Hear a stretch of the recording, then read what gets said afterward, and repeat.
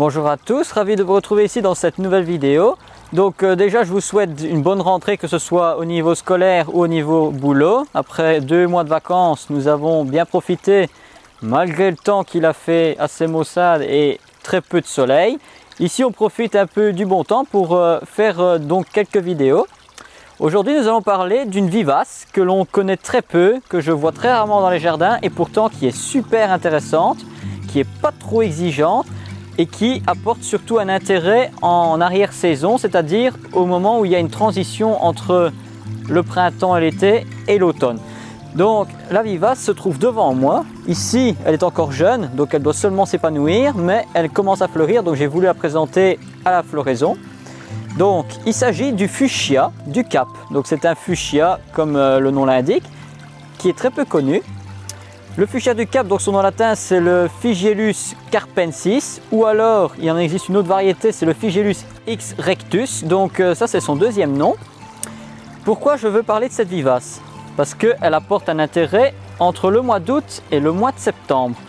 Sa floraison se situe donc à cette période et on peut le voir ici, les fleurs sont encore assez timides, mais une fois que la grappe est complète et que le buisson est beaucoup plus large, ça donne un meilleur attrait. Donc les fleurs sont assez tubulaires, en clochette, et alors elles retombent. Et l'intérieur est jaune et le tube est un peu rosé. Donc ça c'est très intéressant, c'est une fleur qui apporte un intérêt. Le feuillage est assez basique, opposé, comme le fuchsia basique.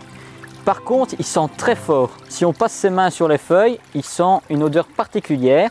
C'est assez désagréable pour moi personnellement. Maintenant, il y en a certains qui aiment peut-être. C'est une plante qui a tendance à être envahissante. Ça, c'est quelqu'un qui me l'a précisé. Ici, pour le moment, elle n'a pas l'air de trop envahir, mais on ne sait jamais. Mais ça peut être un bon signe pour la multiplier facilement. On peut la diviser donc par drageon, mais on peut aussi la bouturer. Très simple. J'ai déjà fait des boutures. C'est une bouture issue il y a déjà 1 an ou 2. Ici on l'a planté près de la rivière, à la source, donc si vous entendez le bruit de l'eau c'est normal. Et donc cette vivace elle est aussi facile au niveau du sol, c'est-à-dire qu'elle supporte l'acidité du sol, les sols neutres et les sols calcaires. Maintenant, si vous voulez apporter un peu de fertilité avec un bon compost, elle vous en remerciera parce qu'elle va avoir un meilleur développement. Sa période de plantation, bien sûr, ça se situe en hiver, donc entre le mois de novembre et le mois de février, hors gel. Ça c'est très important parce que si on plante quand il gèle, les racines peuvent avoir un choc et elles peuvent être détruites et donc on perd la plante inutilement. Donc ici, on peut voir que la plante est encore fébrile, jeune, mais d'ici 1 an ou 2, elle va faire un beau petit buisson. Je l'ai mis ici pourquoi? Parce que après la floraison de celui-ci, va se développer la floraison du Sedum spectabile qui fait une floraison rose, un peu dans le même genre de ton. Donc ça va être quelque chose qui va se succéder. Et alors on a l'astère qui est juste devant, qui elle va apporter un peu de contraste. Je pense que c'est un bleu violet comme ça. Et donc ça va apporter un bon contraste. Et alors voilà, au niveau de la culture, je pense que c'est tout. L'exposition, ça c'est très important, c'est soleil mi-ombre, ne jamais la mettre à l'ombre parce que sinon elle va fleurir moins et même ne pas fleurir, elle va faire que du feuillage.